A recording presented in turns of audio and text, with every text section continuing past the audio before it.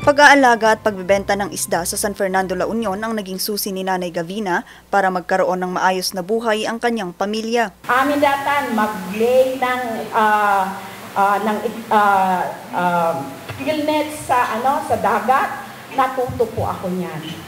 Because I love my family, I want to send my children to school.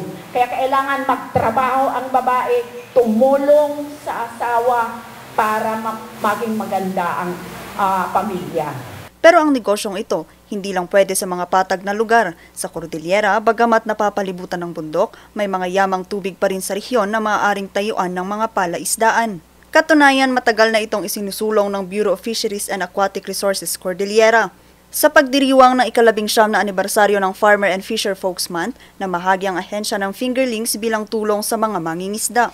Malaking hamon kasi ngayon sa rehiyon ay kung kaya nitong makipagsabayan sa komersyal na produksyon ng isda, bagay na nais isulong ng Regional Fisher Folk Director 2024. Kasi minsan po kasi yung commercial kasi minsan nag-volume po yung produkto nila kaya parang binibenta na nila ng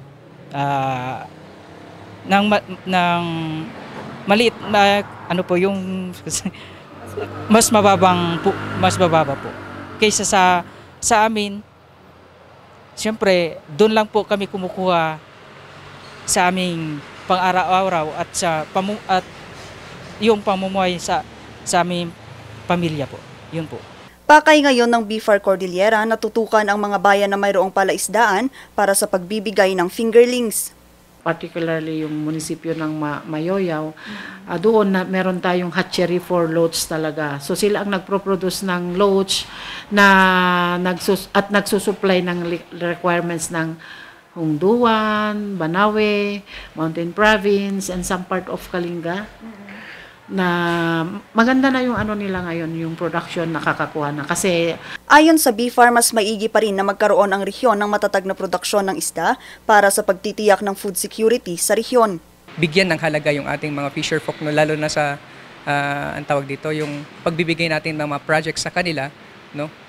Ang mga fisher folk is katulungan nga natin sa pag-contribute ng ating food production, and then sa datos ng Philippine Statistics Authority noong 2022, mas bumaba pa ang produksyon ng isda sa rehiyon na umabot lamang sa 3,920 metric tons kumpara sa 4,096 metric tons noong 2021.